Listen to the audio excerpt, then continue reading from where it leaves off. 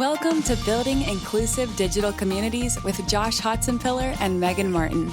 Discover how that human connection actually accelerates business objectives. Get ready to transform and grow.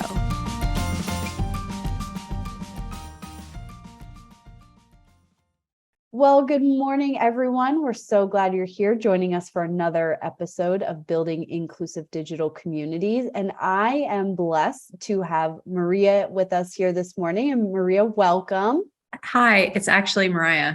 Mariah, my apologies. Mariah, I love it. And Mariah, tell us a little bit about yourself. Yes. Well, I suppose at the core of who I am as a professional, I am inspired by human-centered design. And so what that means for folks that have never heard what human-centered design is, it's basically problem solving for people. So I started my career as a physical product designer, designing things like cars and computers and furniture. And whenever you're designing something, you want to understand who is the person you're designing for, what are the problems that you're solving for them with this thing that you're creating, and who are the range of folks that could potentially use it. So for example, I like to use an office, like a chair. Are you sitting in the chair, like in your living room, at your desk? Is it an outdoor chair? And thinking about how people use things really helps you make decisions around like how you design the product. And so that has translated for me into kind of the area of digital software design, where really trying to tackle a problem that a business is trying to solve for a group of customers, building the teams of people that have the different disciplines that can go understand those humans and build the right things for them, and then continue to evolve the product. So that's who I am within human-centered design. Tangentially, I'm also very interested in the field of ethics, which is highly related to this. But I'll pause there. Awesome. Well, what about you, the human? What do you like to do for fun? Oh, well, I actually used the opportunity of working remotely to move back to coastal Georgia. And so I live at the beach. And so when I'm not solving problems for humans, usually I'm taking a walk on the beach, or I'm getting out on a boat, or I'm outdoors. I lived in Utah before that, and we lived by the mountains. And so there was a lot of skiing and outdoor stuff. So I'm a big fan of all that. Likewise, that's why I live in the West, but also Cumberland Island was one of the best vacations I ever took in my entire life. So I love coastal Georgia as well. Well, very cool. I kind of want to dive into something that you talked a little bit about with us on the prep call, where both of us work for technology companies, which is great. But what I found unique and what I loved about us connecting was that we work for technology companies building for human connection. And everything that both of us work on is centered around that human piece and that human element. And one thing you just touched on was, let's use your chair analogy, was how do you use the chair? But how you use a chair and how I use a chair and the different types of chair might be very different. So when you're building product, how does accessibility and inclusion play into your design when you're thinking about the products you're building and the problems you're trying to solve? Yes, that is a great question. And I actually love that you kind of caveated accessibility and inclusion. They are kind of separate but overlapping areas. So I'll kind of start with the inclusion piece. So you can't design for humans unless you understand the humans that you're designing for. And that in and of itself is inherently inclusive, which means that, say you're designing a medical app where somebody is self-reporting their blood pressure or depression symptoms or something like that. Understanding the population of people that will be using this app, so that when you're designing it and you're testing it and releasing it, you're looking around every corner. So for example, you might, I worked for a company called AMC Health back in 2015, and we were designing an app, and I made sure that I included people that were, had sight impairment and had never used a smartphone before, and had to do it on the most basic phone models because there might have been economic restrictions, and just really understanding all of the circumstances that people are bringing to the table when, they're coming to use this app. And so that inherently helps you be more inclusive in how you tackle your design, which overlaps with accessibility, because another thing that gets forgotten is there are so many, when you don't necessarily have accessibility impairments, like, for example, I'll use the medical app. Folks that are older tend to have more difficulty feeling things with their fingertips. And so using smartphones can be a little trickier. And so making sure that your buttons are large enough, or your button actually like blinks or does something when somebody touches it, because they might actually not feel it in their fingertips. Understanding all of the medical things that could get in the way potentially if somebody using your product, comes back to accessibility. And there are, unlike inclusion, accessibility actually has a set of industry standards that you can choose to adhere to that are recommended. The WCAG standards. And so making sure that as a leader, you're prioritizing understanding if you are adherent to those in your design, and then continuing to design into the future, giving people the skills to be able to meet those is important. We've the company that I chief experience officer at, Help Scout, back in the late 2000 year, we decided we wanted to double down on accessibility. And so we were able to, but we didn't have an accessibility expert per se within our small company. So we found this great group called DQ, and they not only did a complete audit of our system to see how compliant we were and point out things that we needed to upgrade, they also had DQ University. And so we not only understood what we were doing wrong, but we made sure we got education and training for every single person on our team, and, every single area that works on the product, so that we weren't making those same mistakes moving forward. And so that now that's just part of our normal training so that we can be compliant. That's awesome. Well, my next question, that was a great lead in, was how does that then translate across the company? Because obviously you're building product, but not everyone in your company probably touches the product piece of it. You might have customer support. And so how does that inclusivity and the thought process around design thinking with humans at the center translate across the company, internally and externally, with your employees and with the customers you guys reach? One of the reasons I joined Help Scout is because they were a highly customer-centric company to begin with. So I'm happy to report whole company support has always been a thing at Help Scout, which means that every single employee jumps into the customer support queue and they answer tickets just like our customer support folks do, just to give people a taste of what some of our customers are experiencing periodically. Above and beyond that, we work really hard to make sure that sales is capturing win-loss and customer feedback. Our C team, which is our customer support team, they do a great job of really capturing what's coming in through the queue and what they're hearing from customers. And same thing with marketing. Our product marketing group does a great job with really understanding different markets that we want to go after and kind of unique needs there. And so all of these inputs feed into our experience org and our product teams and product management. And we use those to really understand what we want to tackle next on our product roadmap. So I think that this company, more than others that I've seen, is definitely more sophisticated and connected in terms of really hearing what the customers need. And then, we also are working hard to make sure that our roadmap is understood by all of those groups, because sometimes you might sit in sales and outbound sales might really want one feature, but our customer support team, something else is very top of mind from them. So we work hard to communicate trade-off decisions that we're making, why we're not choosing to pick something up, because you only have so many people working on so many code bases at one time. So sure. So it's definitely a priority for us. Oh, that's awesome to hear, because, I think that's hard to translate sometimes. And you have a very geographically dispersed team. And so then how does, diversity and inclusion play into the geography that you have to deal with? How do you make sure that those right people are at the table to help with the build, make the decisions about what to build? How does that internal community, employee community, come together and be inclusive on your team when they're, literally all over the world? Yeah. Inclusion really starts with building a team of people that can look around corners as much as possible for a small team. So we do try to have a 4-hour overlap of synchronous time for everybody that works on the team, even though we have people across the Americas, across Europe.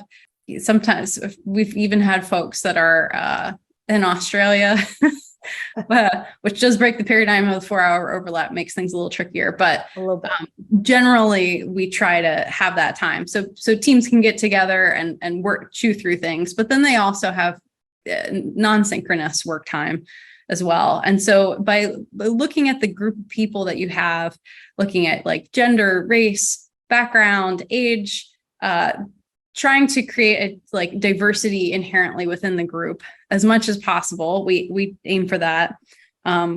Give people the overlap time, and then really focus so I lead the experience org, which of course is engineering, product management, and product design. But what that really is 12 little pods of humans that are working on different parts of the product. And each little pod has a mix of those disciplines on it. And they're just focusing on one part. And so because they have that focus on, say, Docs, which is our knowledge-based product at Help Scout, they can really understand who is using Docs. Why are they using Docs? Are there customers that we want to reach that we're not reaching now? And really understanding the small and medium business landscape of the folks that are going to buy and use this product. And then the roles within the company that use the product. And so the laser focus, and then also having strong research skills on the team. So in order to be able to do that, having product managers that have qualitative and quantitative research acumen that can really bring that little cross-functional team along on the ride of understanding who those users are and making sure that design is being done for them so that everybody, design can bring their creative brain, engineering can bring their creative brain to the table.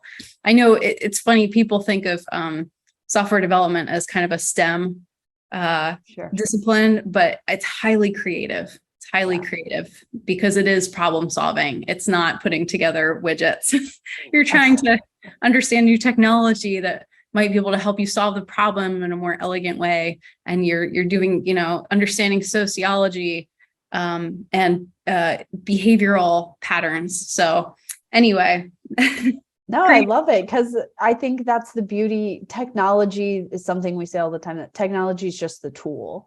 And how you design it has to have the human at the center, because at the end of the day, it's not another technology using that. It's not a computer using that. It's humans that are using it. And so technology is always just the tool, which kind of leads me in with your diverse team and everyone sort of geographically dispersed and being very cross-functionally. How do you guys use technology for your advantage so that everyone feels like they have a voice, that they're part of the project, they're part of the community? How do you guys leverage technology in that way? We do have a handful of tools that we use within the company, but I don't think that they differ greatly from other companies. You have to have tools to be able to connect and meet with each other. So Zoom, Slack, we use Dropbox Paper. Some companies use Microsoft Word or Google Docs.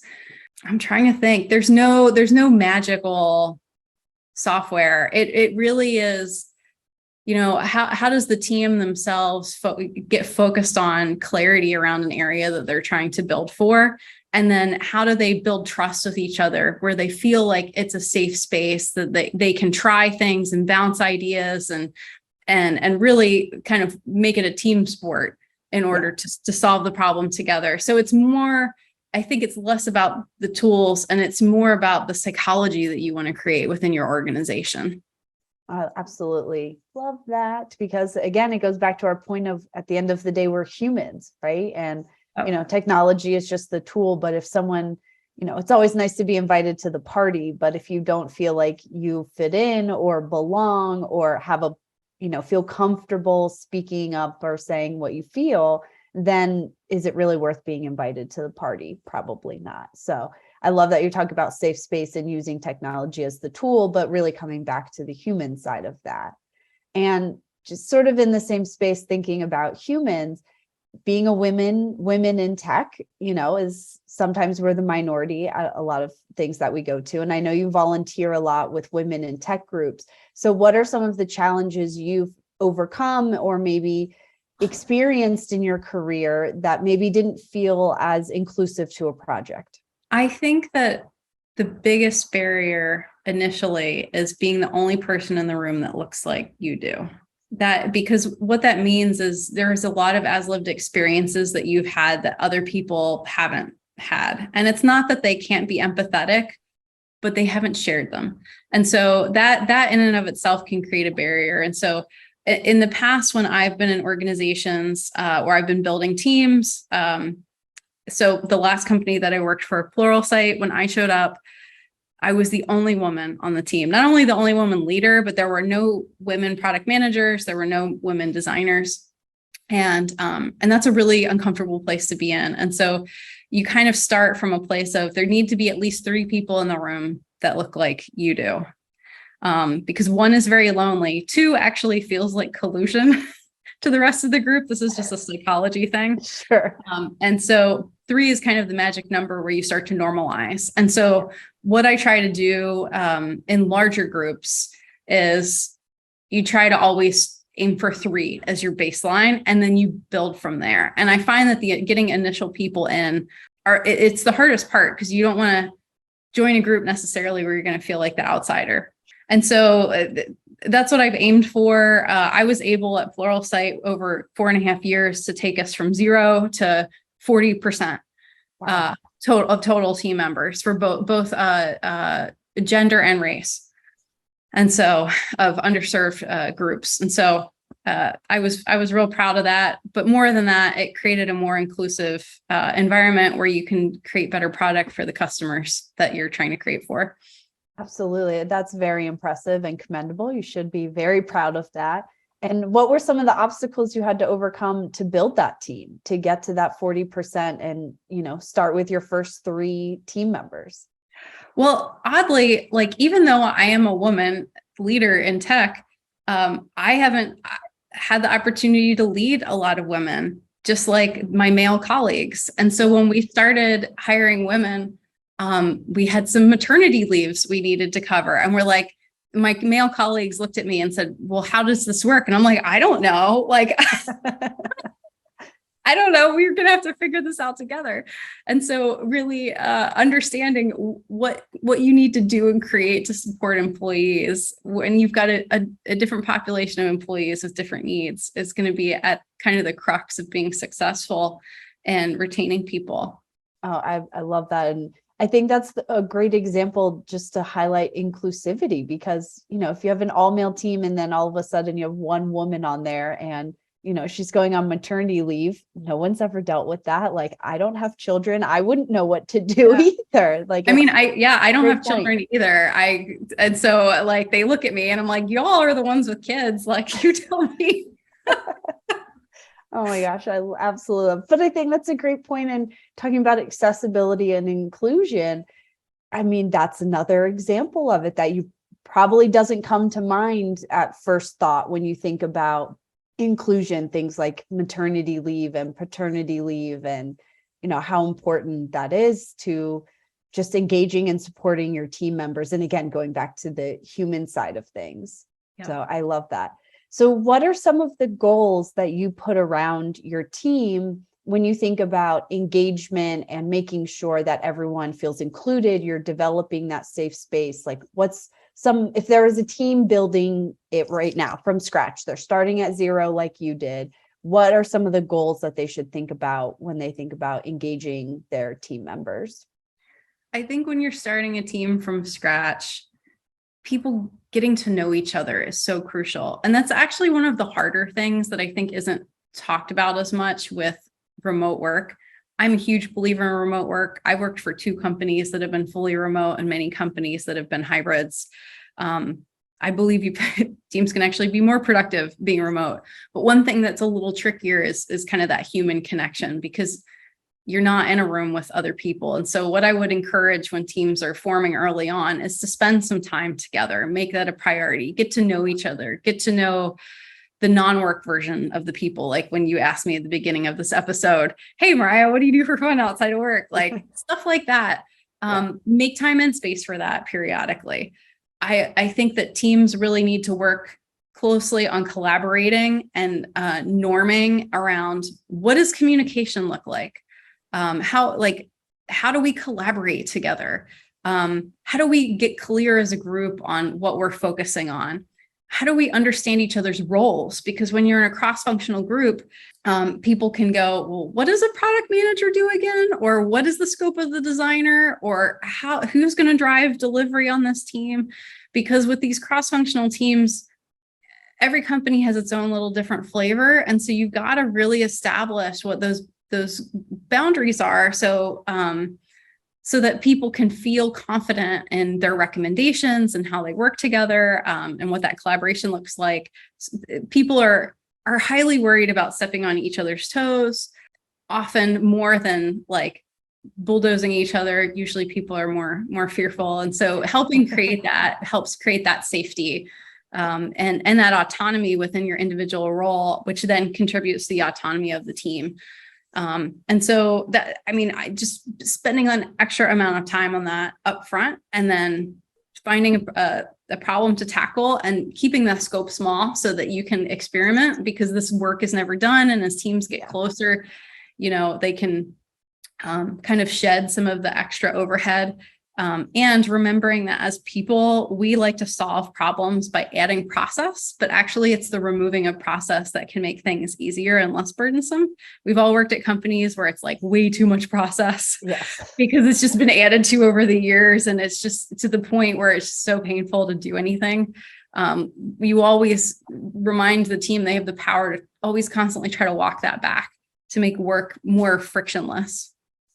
And do you find making it frictionless and focusing on communication that it makes it a little easier to have potentially the hard conversations? Like when you're building, I imagine there's competing ideas. We've talked about competing agendas, like what do we build? Some people want, we deal with that here at my company at Juno as well. Product and sales and our customer success team generally don't always agree on what we're building next.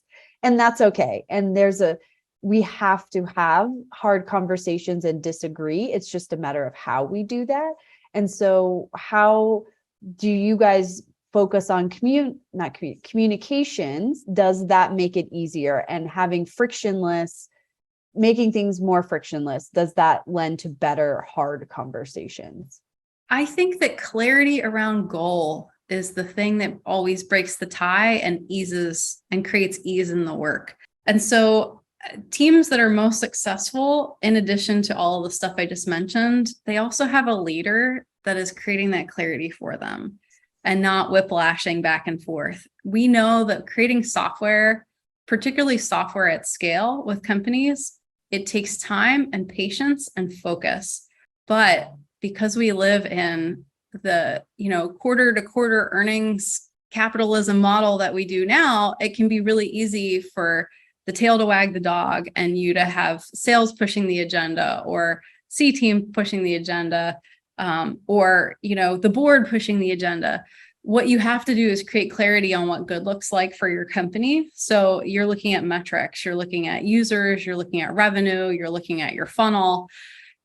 And then you're letting the people who you've hired to do the hard product work, like really sit down and trust them to hit those metrics. But unless you create clarity around that, it'll always be an argument over what feature to build instead of talking about what is the feature, what's the outcome the feature is going to try to accomplish for both the customer and the business.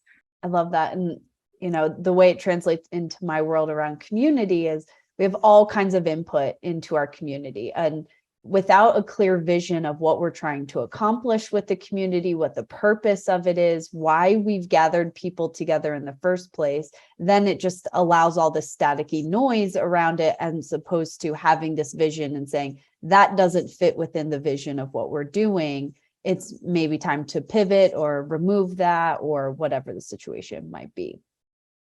So I absolutely love it. All right. Last couple questions as we're wrapping up here, Mariah. So you are very passionate about ethics. And I would love to know how ethics plays a part when we think about inclusion and diversity, because sometimes that can be a very tightrope walk between all of that. And so give me your 2 minutes on how ethics and inclusion fit together. Well, Megan, I'm happy that you asked. I think that human-centered design is inherently ethical because you're really understanding people, you're understanding the impact, you're making sure, at the very least, you're not weaponizing the product against humans. I find that there has been an unfortunate amount of weaponization against populations that have not been considered when a product is being developed. This is in healthcare, this is in the justice system. This could even be in, against not being accessible to folks that might have sight impairment and blocking them from working at a specific job because the company might be using a software that isn't compatible with a screen reader. So like there's so many groups that get forgotten. And if you're making sure you're not forgetting them, you won't run into as many of those gotchas, and you won't do that long-term sustainable damage to huge groups of people. I mean, as people that build software and products, just generally communities, anything that serves, environments, anything that serves humans, but in particular, like digital experiences, we can impact millions of people with a push of a button or a feature, or by forgetting something just like that. We have more power in our roles than has ever existed in the whole history of humanity to impact large groups of people. And so with that power comes a lot of responsibility. And if we don't kind of take up arms and as individual creators and leaders feel that responsibility and accountability, we're doing a disservice. I always like to liken ethics to codes of ethics in other industries. For example, medical industry. Doctors take personal accountability for what happens to the patients. It's not this, hospitals can be liable and stuff too, but it's really like the doctors taking the oath of first do no harm. I believe that we as contributors, as people that build, need to do the same. And if we see something, we say something. Maybe don't watch the new Showtime show about Uber. It might blow your ethical mind. Oh, I can't. It makes me sad. But there's a book called Design Justice that I highly recommend. So if anybody's interested in learning more about this topic, I would start there. My last question, which I don't even want to get to because it was such a good place to end, was if there was one piece of advice you would give to teams when they're thinking about building inclusive communities or teams, however you want to define community, what would it be? And I think you just answered it for me. When the more you can be inclusive and think about all the people that your community, your product, whatever it might be, touches, the less ethical issues you have. That's what I heard you say. And 100%. The less chances you might, have a pitfall along the way, because you're really thinking about everyone that could be or potentially affected, good and bad, by what you're building in the community. So just having that inclusive mindset from the beginning then puts you in a better position to be ethical and a brand that people can, stand behind. So I couldn't put it better myself. Awesome. No, and I'm glad we kind of touched on that, because I think it's an important topic that, when we talk about DE&I and accessibility and all of those, I think ethics definitely plays a part in there. So I'm glad we had a chance to kind of touch on that today. So Mariah, any final closing thoughts as we're wrapping up here today? If you are interested in learning more, like I mentioned, the Design Justice book is quite good. I highly recommend that. I do a talk personally called First Do No Harm. If you Google Mariah Hay, First Do No Harm, something will come up. It's online. And if you want to follow me on Twitter, my handle is @MariahHay. Awesome. Well, it was such a pleasure having you today. I love just women in tech conversations, because I think we're crushing it over here and bringing, a more inclusive and diverse spin, and building better products and building better communities that support everybody that look like us or might be similar to us or have certain thought process like us. So was just very much enjoyed the time today. Thank you guys for joining, and can't wait to see you around, Mariah. Thanks, Megan. I appreciate your time. Thanks.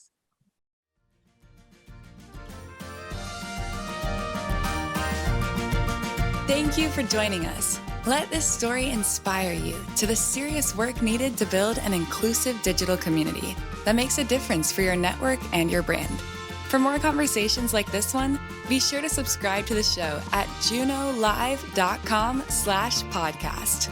Don't forget to share this show with your network so we can all learn from each other how to build inclusive communities. We'll be talking more about this episode on LinkedIn, where you'll find us under Juno Live. See you on the next episode.